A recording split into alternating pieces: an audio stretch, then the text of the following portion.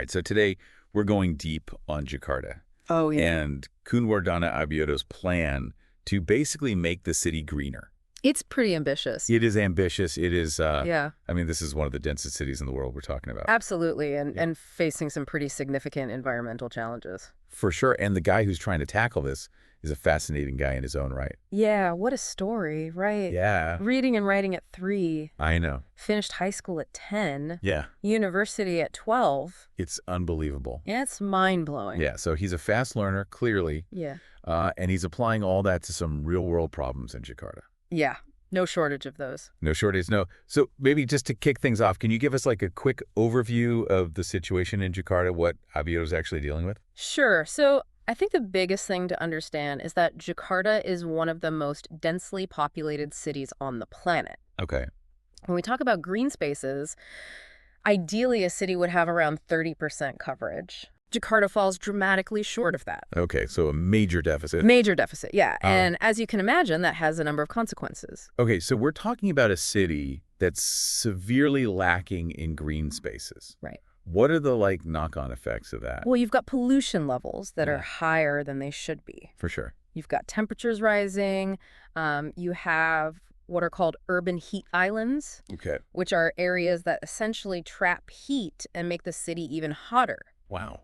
All of this leads to a lower quality of life for residents. Yeah, I can imagine. And then you have the issue of flooding.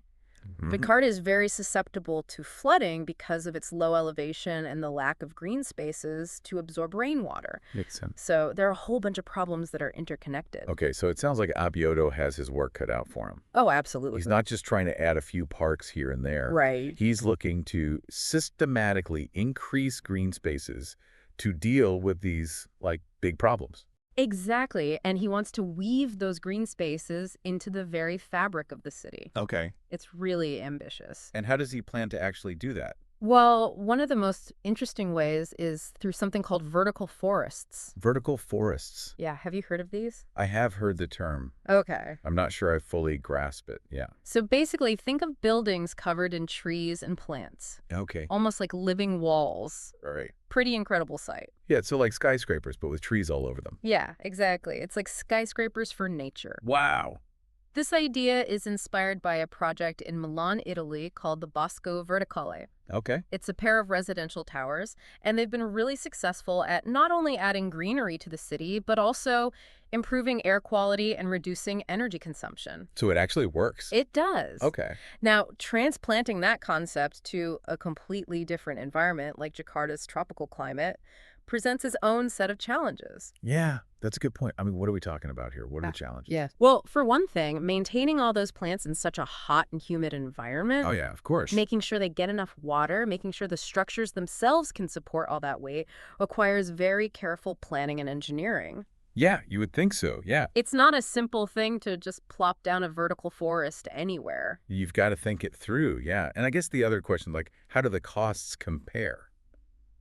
That's a good point. Yeah. We don't have all the answers on that yet. Right. But I think the fact that they're even considering it is really exciting. Yeah. I mean, it seems like Abyoto is trying to tackle this lack of space Right. by building upwards. Yeah, I mean, that's one of the big benefits, right? Yeah. In a city where land is at such a premium, Yeah. vertical forests provide a way to maximize the space that they have. Okay. So vertical forests, but he's also talking about green roofs as well. Yes, so green roofs are kind of an extension of the vertical forest idea, Okay. but applied more broadly. All right. So what are we talking about here? Just like putting plants on the roof of every building? Pretty much, yeah. Okay. So Abyoto's plan is to encourage existing buildings to add green roofs, as well as incentivize new developments to include them.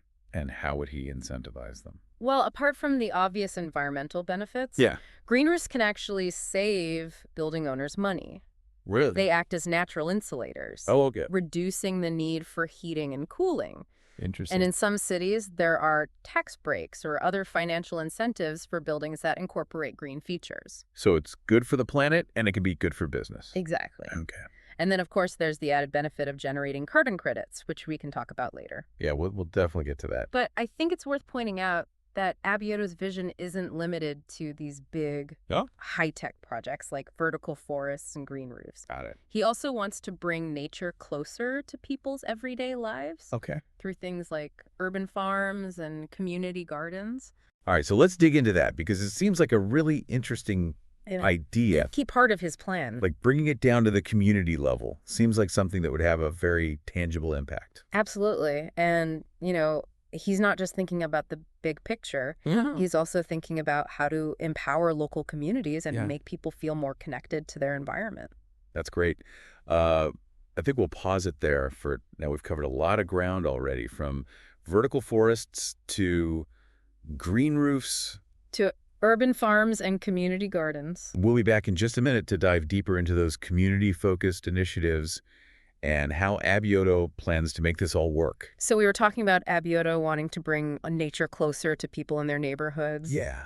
Yeah, it's much more, I don't know, Right. personal, I guess you could say, than like these massive vertical forests.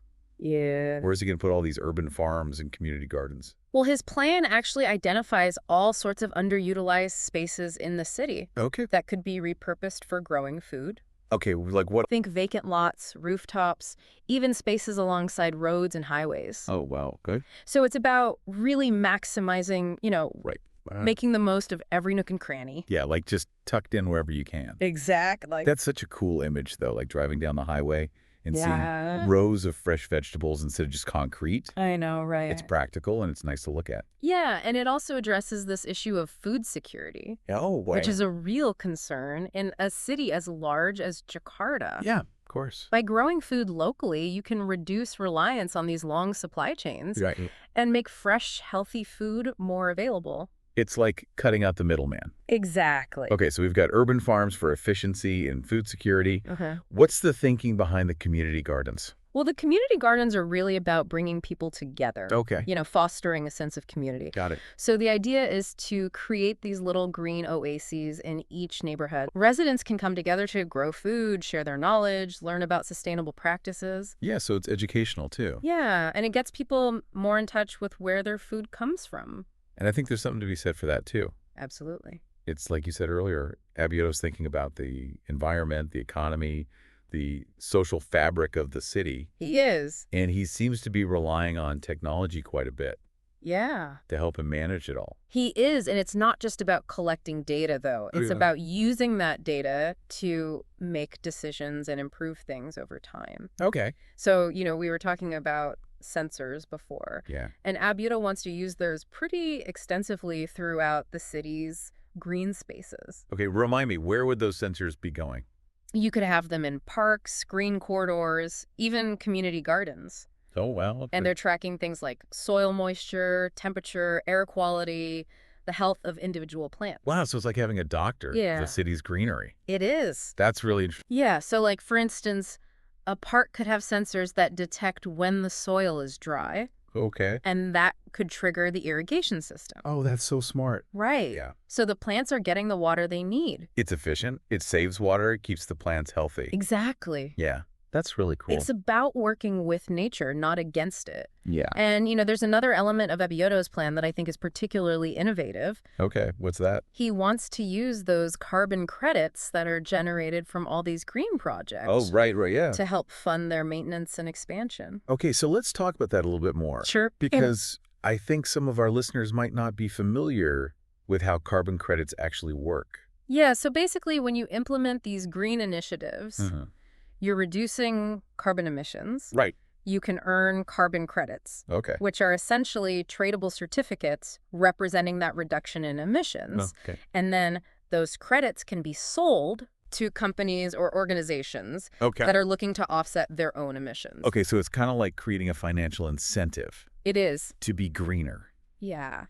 The city gets credits for reducing its carbon footprint, then it sells those credits to fund even more green initiatives. It's a virtuous cycle. Yeah, and that's pretty cool. And, it's not just relying on that carbon credit revenue. Okay.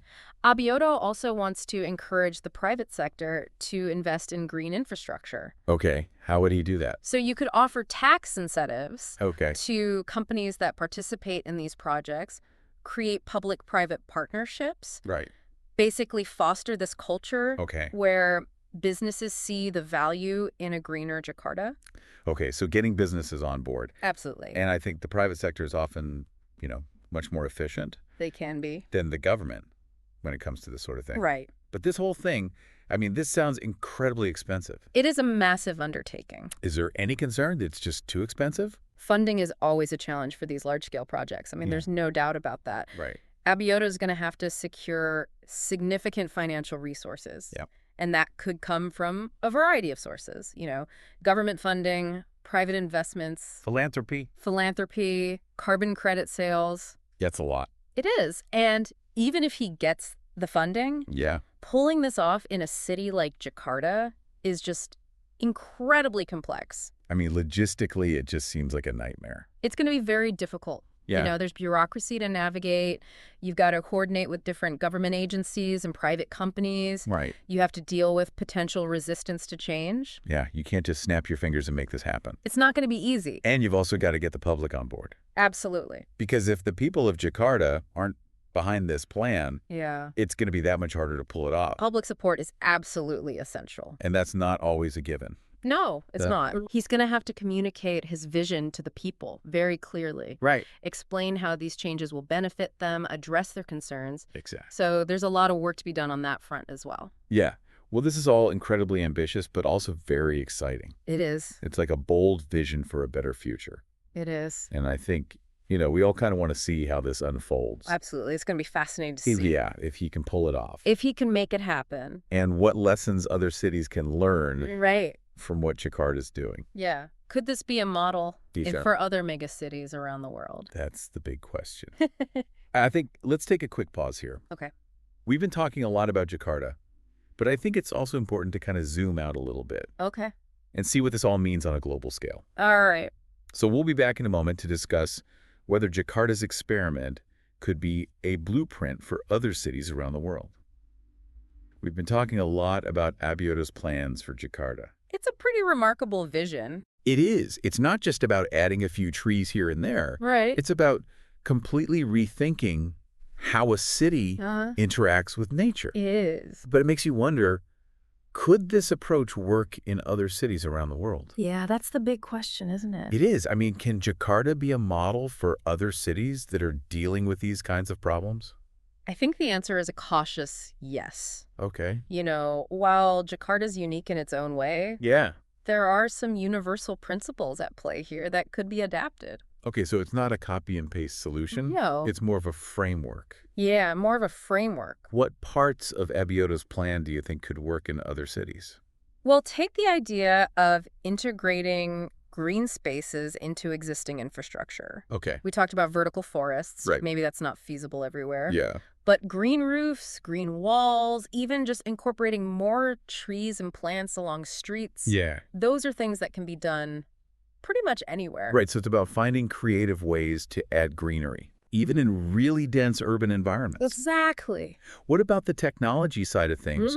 Do you think those sensor networks and that data-driven approach could work elsewhere? Oh, absolutely. Okay. The technology is there, Yeah. and it's becoming more affordable. Right. Imagine a city like London with its historic royal parks, Oh, yeah. using sensors to monitor the health of those trees, optimize irrigation. It's like giving the trees a checkup. Exactly. What I really liked about Abyoto's plan was the emphasis on community involvement. Yeah. It's not just a top-down Right. approach. Right. How important do you think that is? Oh, it's essential. Yeah. People need to feel like they're part of the solution. Yeah. That they have a stake in their city's green spaces. Right, right. So whether it's community gardens, tree planting initiatives, or just educating people about sustainability, Yeah. it's crucial to get the citizens involved. It's not just about telling people what to do. No. It's about empowering them. And that applies to cities in developing countries, too. Absolutely. The ones that are facing rapid urbanization and struggling with things like food security. Right. This focus on urban farming could be huge. It could be a game changer. Yeah. Providing fresh food, creating jobs, Yeah. making cities more resilient. Yeah. It's really inspiring to think that what's happening in Jakarta could actually have this ripple effect around the world. It is. It gives you hope It does. that we can actually solve these problems. Yeah. Yeah, I think that's a really important point. I agree. We don't have to just accept things as they are. Yeah, we can be proactive. We can innovate. We can work together Yeah. to create a better future. So for our listener out there, what's the one thing you hope they take away from this conversation? I'd say the biggest takeaway is a sense of possibility. Okay. Jakarta shows us that even with these massive challenges, Yeah, change is possible. it is. It starts with a vision, Uh-huh. a commitment to action. And a willingness to think differently. Exactly. Well, it's been great talking to you about all this. Likewise. And for everyone listening out there, thanks for joining us on this deep dive into Jakarta's green revolution. It's been a pleasure. And we hope it's given you some new ideas and a fresh perspective on what's possible. Absolutely. Thanks for listening.